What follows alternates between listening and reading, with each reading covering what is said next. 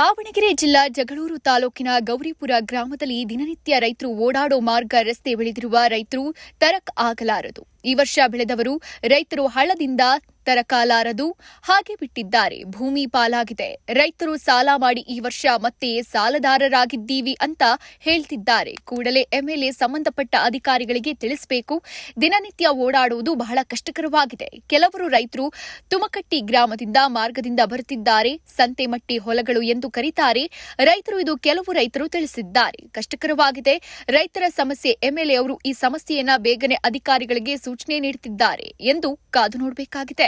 Bajrangi news 24x7 ವರದಿ ಸಂಪಾದಕರು GH Nagaraj.